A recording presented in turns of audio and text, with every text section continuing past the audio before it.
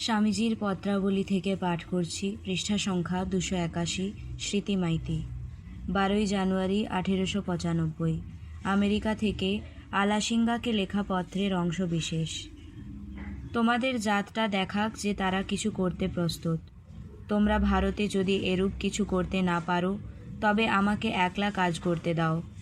জগৎকে দেবার জন্য আমার কাছে একটি বাণী আছে। যারা তা আদরপূর্বক নেবে ও কাজে পরিণত করবে তাদের কাছে সেটি দিয়ে যেতে চাই।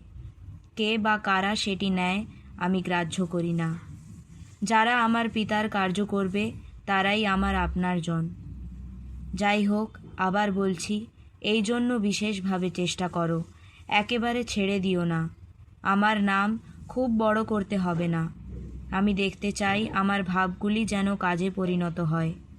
সকল মহাপুরুষের চেলারাই চিরকাল উপদেশগুলির সঙ্গে গুরুকে অচ্ছেদ্যভাবে জড়িয়ে ফেলে এবং অবশেষে ব্যক্তির জন্য তাঁর ভাবগুলি নষ্ট হয়ে যায়।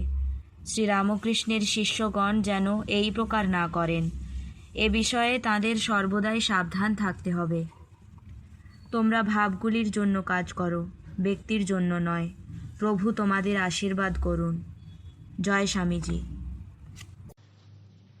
স্বামীজির আমার ভারত অমর ভারত থেকে পাঠ করছি। রনি মান্না। পৃষ্ঠা সংখ্যা 134।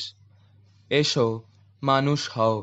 নিজেদের সংকীর্ণ গর্ত থেকে বেরিয়ে এসে বাইরে গিয়ে দেখো সব জাতি কেমন উন্নতির পথে চলেছে। তোমরা কি মানুষকে ভালোবাসো?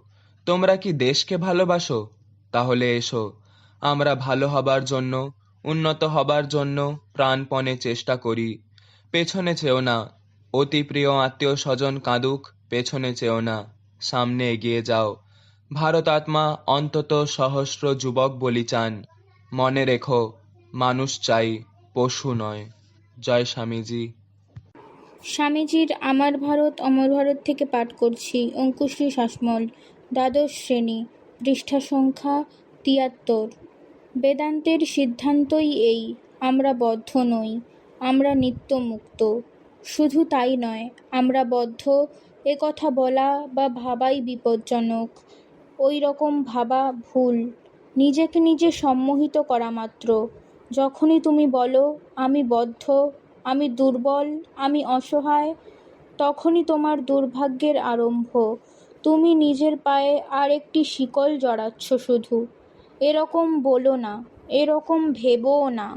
জয় স্বামীজি।